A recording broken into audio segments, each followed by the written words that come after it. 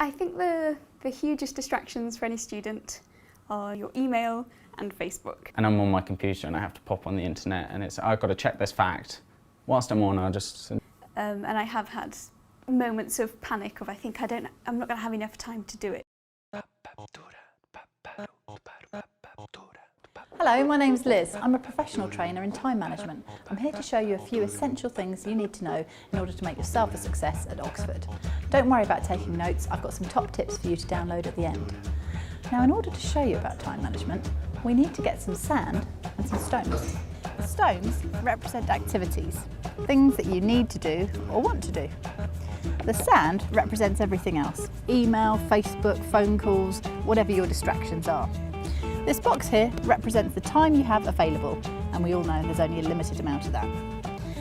If I try and fill this container up with my sand first, and then put my activities in, you'll see very quickly I run out of space. Now this is a bit of a problem. I can't practice sports now, I haven't got time for my problem sheet, and I've missed my tutorial prep. Not good. Now if we start again from scratch, and this time put the important stuff in first, now we can pour the sand in. And just like in the real world, the Facebook, the phone calls, the emails, looking at TED on YouTube, that's one of my favourite ways to waste time, it all filters down and fills in the little gaps that you have whilst you're sitting on the train, whilst you're waiting for a lecture to start, while you're waiting for your friend in the coffee bar, and magically it all fits in. So how about putting those things into the diary? So you can take a week for something like physics. You've got your fixed tasks like your lectures, your labs, your tutorials. And then you've also got your other important tasks like making sure you've got enough time to walk from one lecture to another, or that you've got time to do your tutorial work and that you've got time to eat. And once these are all in, your week looks so busy it's almost like a working job. Here's a smart way to organise your time. Imagine a 4-box grid. It's called a priority matrix. This column here is urgent, this column here is not urgent. This row is important and this row is not important. So that gives us A, urgent and important, B, not urgent and important, C, urgent but not important, and D, not urgent and not important. So let's think about some tasks that could fit into each of those areas. So for example, an A-type activity might be for the tutorial prep that you need done by tomorrow or the day after. If the tutorial prep didn't need doing for another week, then maybe it's a B-type activity.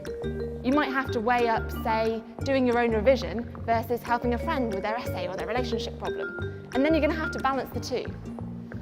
In order to manage your time, sometimes you're going to have to say no. To say no, you need a bigger yes. So there has to be something that you really want to do instead, otherwise it's going to be very difficult to say no. Sometimes people have a hard job saying no to other people. If that's you, don't think you're helping them by saying yes all the time. In order to be successful here, you need to be responsible for yourself. And the only way they can do that is by taking responsibility early on. So, here are my 3 top tips for time management success.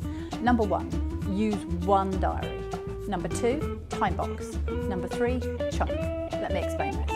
One diary only. Plan all your big rocks, remember those from earlier, into your diary and let your sand just fill in around them. Number 2, time box.